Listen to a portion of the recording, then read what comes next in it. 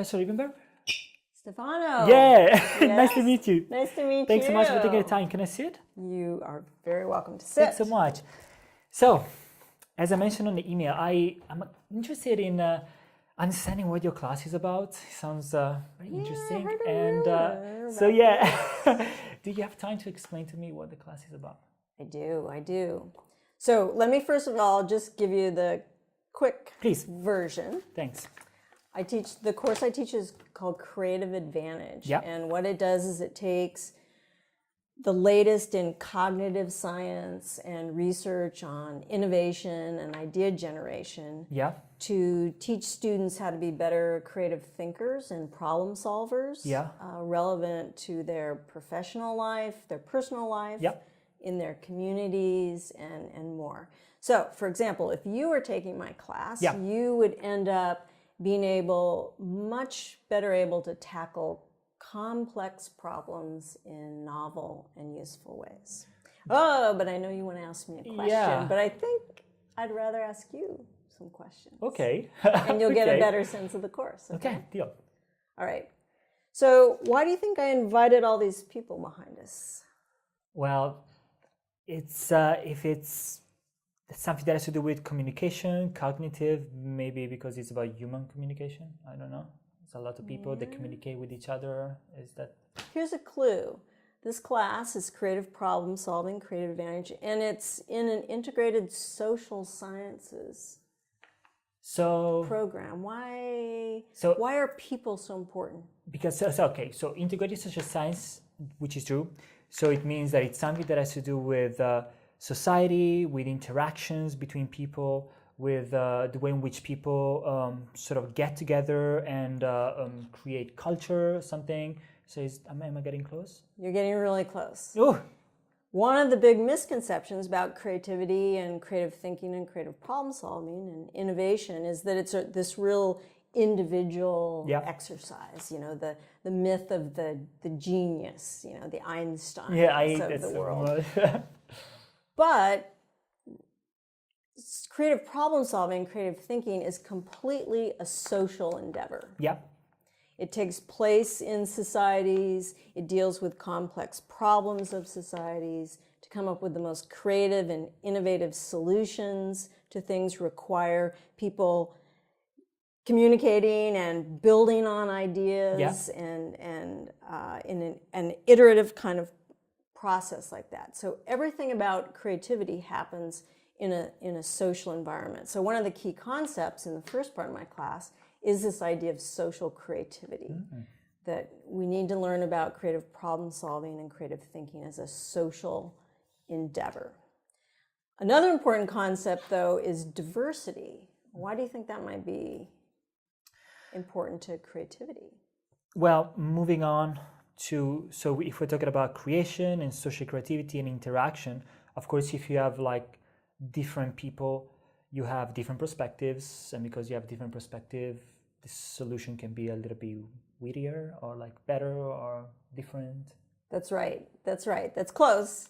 It means there's no lid. If you think about, for example, research shows that if you have a group of experts, homogeneous thinking experts, and a group of interested but really diverse people who have different problem-solving backgrounds and training and cultures and ideas, they will outperform the experts. Wow. And the reason for that is, if you think about it, experts, people who have been trained in a certain way, they come to an end of a path because they've all learned to think in a particular way.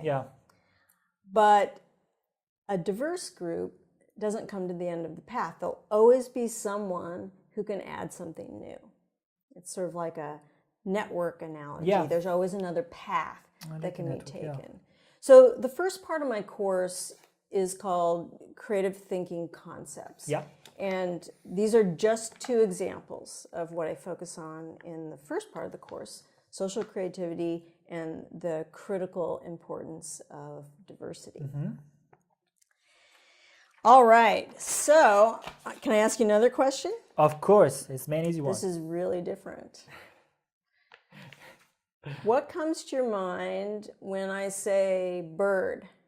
Think of just word associations that come to your mind. So words association, I think about tree, sky, and then I think about the color blue, and then I think about Italy and the sun, because that's where I'm from. And then I think about grass, because the sun reflects on the grass, and I think about green.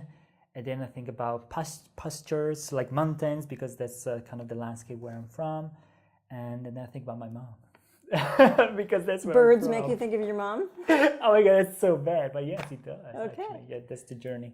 All right. Well, that's pretty good. How about clock? What word associations would you make with think clock? about the university, taking an exam, being under pressure. And then I actually think about the Apple Watch, because I like a smartwatch. I was thinking about that. Okay. And and because of that, I'm thinking about programming, because I'm getting interested in programming, and smartwatches you program. And actually that makes me think about Seattle, because Seattle is a place that for me means technology, and it's that place where I started getting interested in these things. Okay. Great. It's really crazy. Lots of great words with bird, lots of great words with clock. Now, combine those two concepts and the words that you said about them, and can we come up with some creative idea for a new product or service?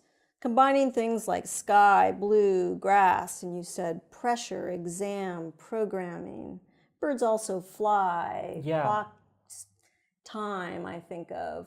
What are some things that we could put together and come up with a product? A product or that a service that involve like bird and clock, or some of the associations you have with it. So let me think. Well, definitely there is something about colors that, of course, if you paint a clock in a certain way, and certain colors that are connected to that idea of like freedom, because bird is also freedom and flying around. And a freedom clock. Yeah, and also also like, how do you call freedom those? From clocks. Freedom from clocks. Maybe some service that takes. Keep going. Another thing that I can think about is, and this is actually, I don't know if it's that interesting, but this sort of the alarm clock that could be a bird that would make the two coming together. And if you think about a watch that is a smartwatch with that produces sounds, you could have like your clock that produces the sound of the bird. And maybe if instead of having the ding or the alarm like lit, it would be a little bit less daunting to have a bird. That would be a little bit better. And I was thinking of a product that would we think of time. That would make time fly faster when you're doing something you don't like. Yeah. So anyway, if we spent more time and had more time, we would come up with lots of different ideas by putting those two concepts together, and then we'd get them all on a piece of paper, and then we'd need to start evaluating them, and we'd pick some great novel and useful product that would make us rich, right? Okay.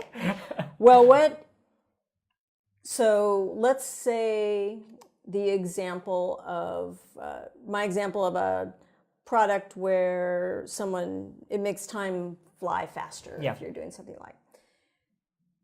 Try to imagine somebody using that product. Where would they be? What might they be doing?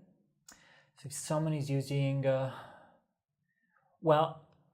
people that use clocks are usually people that have a routine. So, I mean, if they have to use, if you connect the idea of time and time flying, it probably would be a leisure space. So a space where they have a little bit of freedom, where the time can fly, it doesn't have to be restrained. So probably not an office, even though clocks go to offices, but this is not an office. Where would you imagine the person? Maybe an outside space with a wall with this, so you have this clock on a wall, but you are like in an open space of any kind, actually could even be outside, and you see like this clock there. And what do you say? Do you like it? Okay, I like it. Okay. So the second part of my course deals with creative thinking processes. And one of those processes, a key concept out of that part of the course, is what Harvard psychologist Shelley Carson calls brain sets. And brain sets are different modes of thinking. And when we think in different ways, we use different parts of our brain. And so, for example, when you were making associations with the word bird and clock, you were using a certain area of your brain. When you tried to come up with ideas, putting those ideas together, you used slightly a different part of your brain. When you started to envision how someone might use the new product, you were actually using even another part of your brain. And so the importance of brain sets that we talk about, and eventually we would evaluate the best idea, and that's even another part of your brain.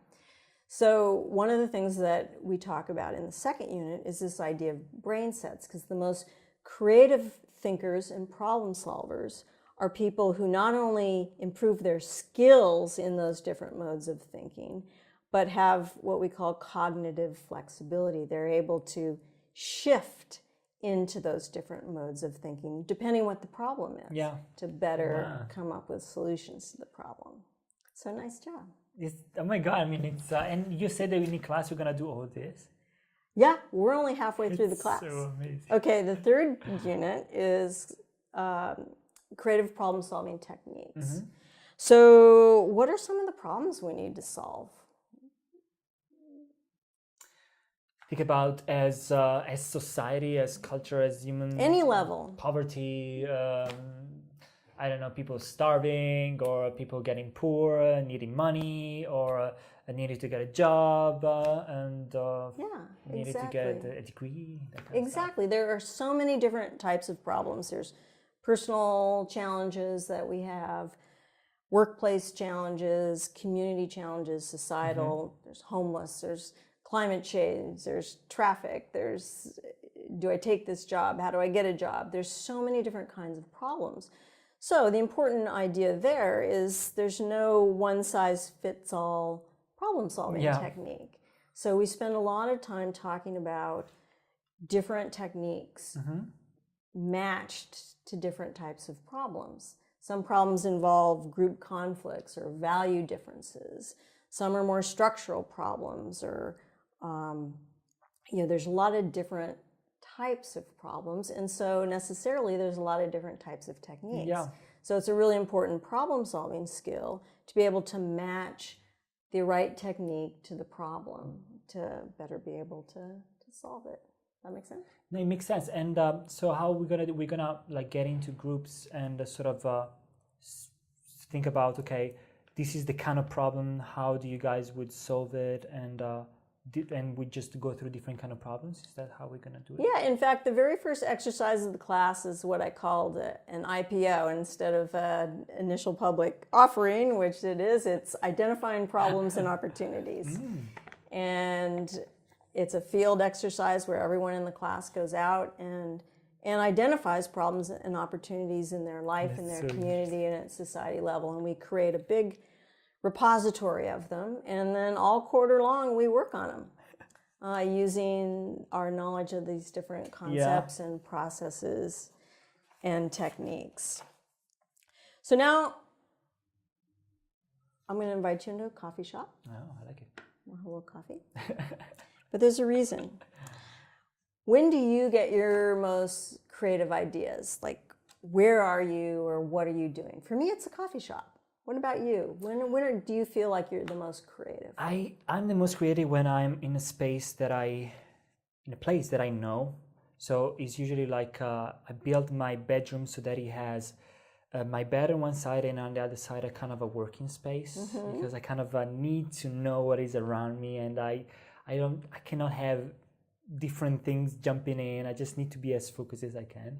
So kind of quiet or stillness? Quiet, even the lights has to be really down. Okay, it's, good. You know, you have to be very relaxing, and the sounds has to be one thing that really distracts me is sounds, like foreign sounds. Okay. I cannot work with music. I just cannot do that. Yeah. I have to be... Okay. Great. Well, the final unit of the class focuses on creative catalysts. And it's the science, what we know about the different conditions around us that promote creative thinking. And this can relate to sound, it can relate to color, it can Lighting, relate yeah. to things like being in nature or variety or intrinsic motivation that someone have. The research tells us a lot of different things about the conditions under which we are more creative. Yeah. And this becomes important because we can design for creativity. We can design spaces, we can design our lives, we can design cities and communities, if we know this information, to be spaces where we and others are more creative. Or if you're a manager in a company, you can design policies and spaces so your employees are more creative, if you know what the catalysts are. And so that's the final thing that we cover in this class. So Creative Advantage is all about key concepts based in science of creativity and innovation and processes and techniques and catalysts. No, I think I fell in love with your class. So I hope you take it. Thank you very much. You're welcome. It was a pleasure. Thank you. Thanks. Bye. Bye.